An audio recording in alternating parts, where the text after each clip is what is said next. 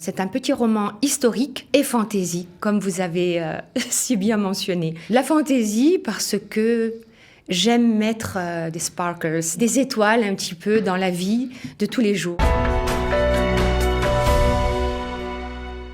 Et tout de suite, la parole à une autrice que j'accueille pour la première fois sur le plateau de Studio Kalita, Missou Ventura Seni. Bonjour Missou. Bonjour. Bienvenue. Alors, vous partagez votre temps entre le Canada et Israël. Bon, le plus souvent, vous êtes en Israël, il faut bien le dire. Plus ou moins, oui. Oui.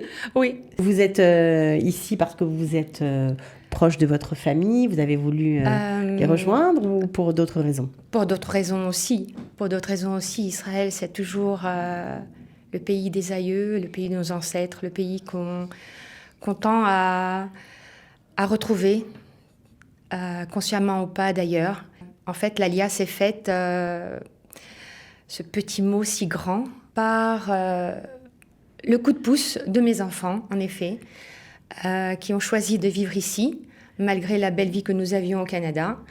Et petit à petit, tout le monde a rejoint la petite sœur et nous voilà aussi dans l'aventure. Ouais, c'est génial. En tout cas, on vous souhaite la bienvenue. Alors, Merci. Vous êtes ici parce que vous avez longtemps enseigné le français lorsque vous étiez au Canada. Vous avez beaucoup fréquenté les adolescents. Oui. Et aujourd'hui, eh bien, vous écrivez pour eux. Tout à fait.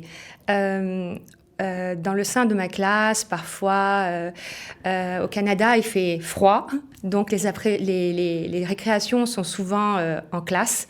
Et pour garder mon petit monde au chaud, eh ben, je leur racontais la France, et notamment Versailles. Et c'est au milieu des dizaines de petits yeux ébahis que je racontais les rois de France, les châteaux. Le Palais des Glaces. Voilà, les chambres de Versailles, je leur faisais visiter, rêver en fait. Et à travers les années et à travers les âges différents, je voyais qu'ils adoraient ça. Et je me suis dit un jour, pourquoi ne pas écrire ? C'était mon rêve aussi, depuis toujours. Ça a toujours été mon rêve d'écrire, mais je ne savais pas quoi et comment commencer. Alors aujourd'hui, vous en êtes quand même à votre troisième roman, ou conte, ça dépend comment on peut appeler ça. Le dernier, c'est Le Chandelier oublié. Oui. Toujours pour les jeunes ? Toujours pour les jeunes. Je trouve que la jeunesse, c'est une lumière, c'est un bonheur. Pour moi, l'école, c'est toujours un plaisir. Travailler pendant toutes ces années au Canada, transmettre la langue française, leur donner l'envie de venir en salle de classe, travailler, apprendre et grandir avec plaisir. Si j'ai pu donner ça à mes élèves, eh ben, je pense que j'ai réussi. Alors apparemment, oui, parce que quand on lit vos livres, d'abord c'est très bien écrit. C'est Dita Conducteur, c'est vrai, mais je pense que vous auriez largement pu être édité par un éditeur. Vous décrivez un peu un monde fantastique, vous nous embarquez dans des histoires, des enquêtes, il y a plein de choses différentes à l'intérieur. Qu'est-ce qui vous a inspiré, Le Chandelier oublié? Vous allez rire. Je commence toujours mes histoires par un titre. Un beau titre qui un matin me chante. Et je me dis, voilà, mon histoire est née.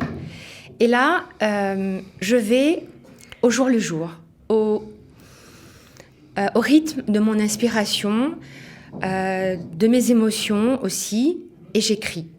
Alors, moi qui ai été la première à faire les plans, à enseigner le plan dans l'écriture, dans les dissertations, je n'ai aucun plan. J'avance avec mon cœur, j'avance avec mes émotions et mes personnages prennent forme autour de moi et j'aime donner une voix et une vie à tout ce qui m'entoure.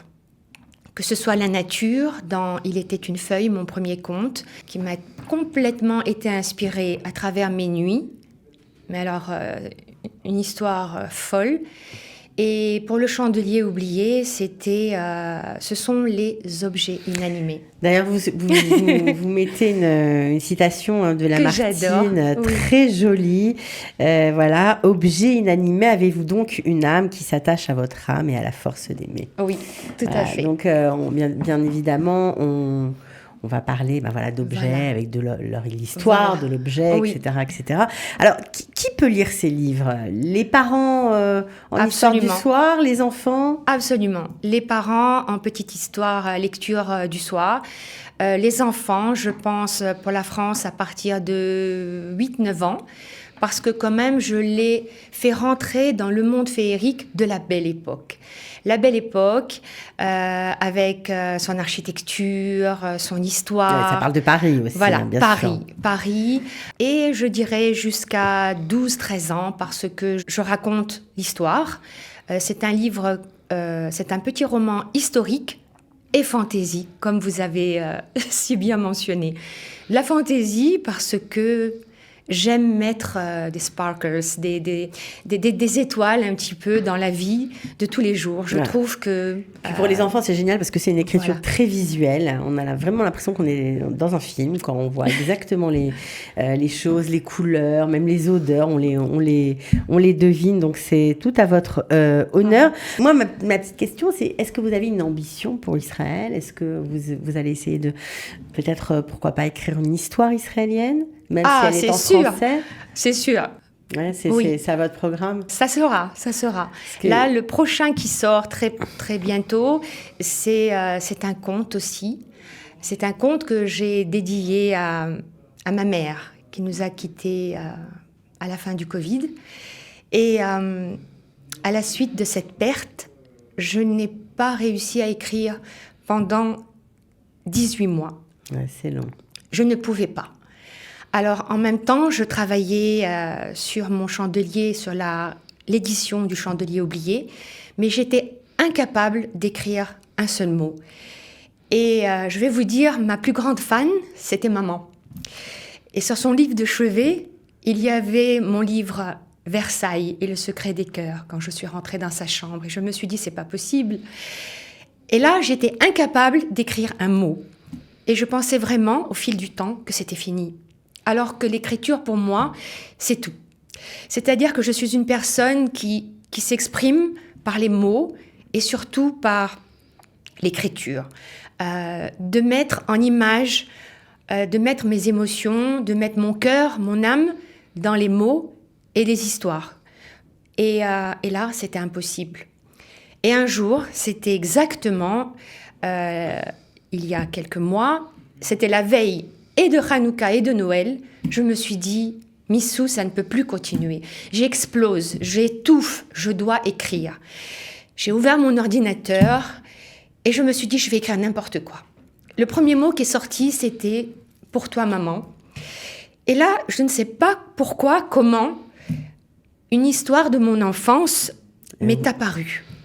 Et je me suis dit, je m'en souviens que de la première phrase. Et je l'écris aussi dans la préface de mon prochain roman, la toute première phrase, qui est une phrase célèbre de ce conte populaire. Et je me suis dit, tiens, je vais faire une recherche, j'ai envie d'en retrouver, de retrouver cette histoire. Et j'ai rien trouvé. Et je voyais des gens sur Facebook, partout. On aimerait tellement retrouver cette histoire. Est-ce que tu te rappelles de cette histoire? Cette histoire. Je me suis dit, c'est pas possible. Et si je l'écrivais, moi, cette histoire? Et je me suis mise. Vous avez fait. Et j'ai mis tout mon cœur, tout ça sur mon ordinateur. Alors, ce qui est formidable avec vous, c'est que c'est vrai que pour la littérature jeunesse en français, en Israël en tout cas, il n'y a pas énormément de choses. Mais alors c'est vrai qu'aujourd'hui on peut commander tout un tas de livres sur Internet, mais ce qui est sympa avec vous, c'est que malgré tout, il y a quand même des valeurs juives à l'intérieur. C'est tout à fait décent comme lecture. Il n'y a pas de scène choquante, il n'y a pas de violence, il n'y a pas de sexe. Donc c'est vraiment à mettre entre toutes les mains des enfants on peut rêver. Oui. Donc ça, c'est assez important. Bon, en tout cas, moi, j'espère que vous écrirez bientôt une histoire qui parle de nous ici, en Israël. En tout cas, on le souhaite. On le souhaite. Bravo pour votre travail. Merci d'avoir été avec nous. Merci beaucoup. Et puis, bonne chance. Donc, j'explique évidemment où trouver le livre. Vous pouvez l'acheter si ça vous intéresse. Les 3 livres sont sur Amazon, amazon.fr, amazon.ca ou amazon.com. Voilà. Beatzlacha pour la suite. Merci beaucoup. De rien, avec plaisir. À bientôt.